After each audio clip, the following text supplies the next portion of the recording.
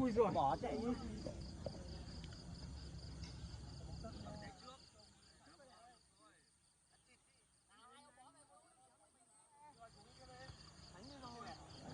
Trúng thế.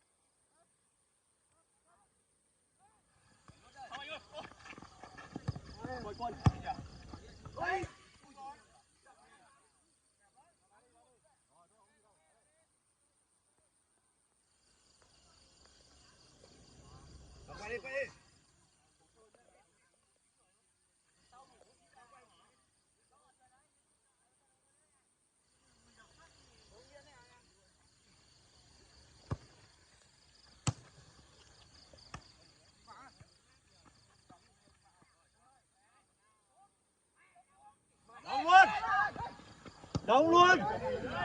Dung ơi.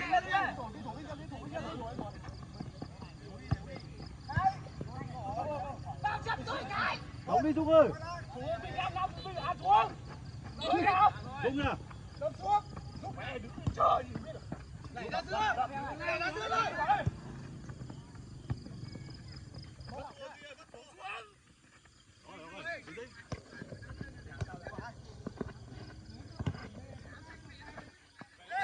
Về về.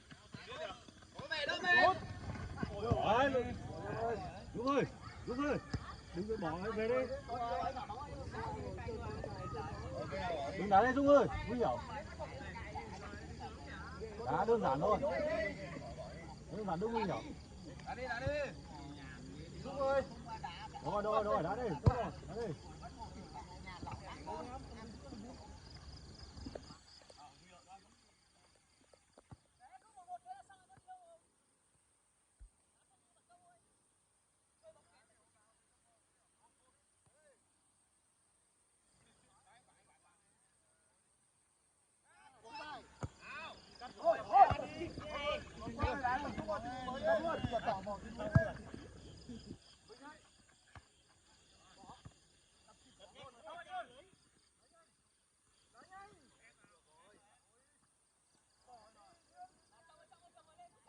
Thủ môn đi, đúng không? Chơi được phải thủ môn đi. Em quả to anh quả ơi. An toàn em ơi.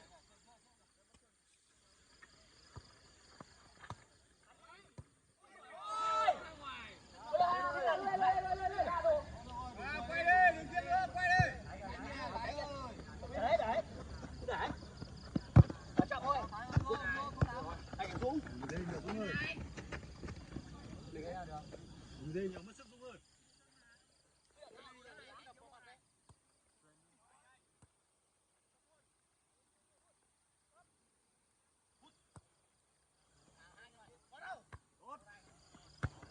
Thế có gì? Đâu có nhàn. Tốt.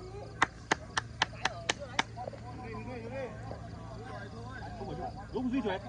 Thế. Ok, không đi à?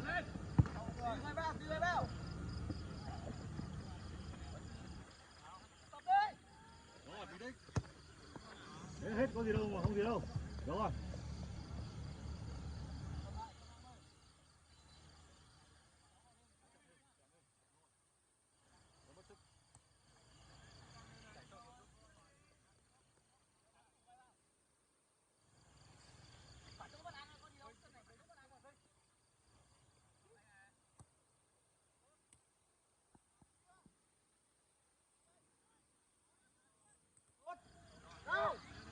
Quen lại đi chứ. Hết. Tốt Thái. Dung. Người thôi. Đấy.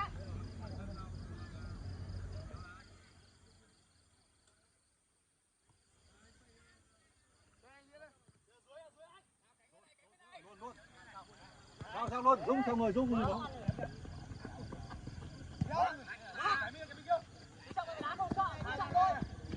Xong rồi, không nhìn bóng. Xong rồi em không?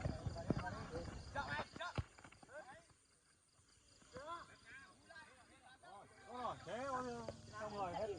Thủ tí đã. Mình cứ thủ đi. Cứ thủ đi. Cứ thủ đi.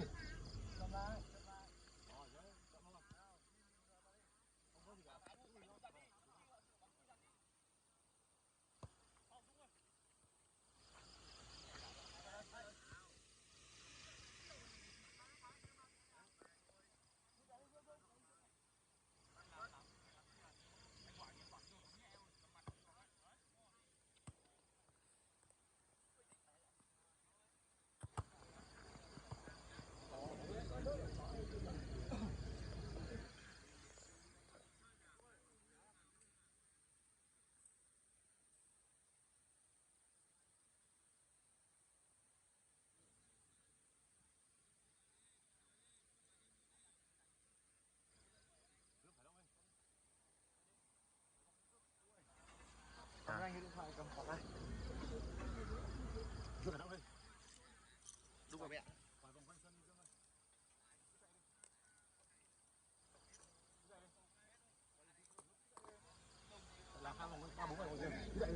chứ nó không trọng đá cốt bền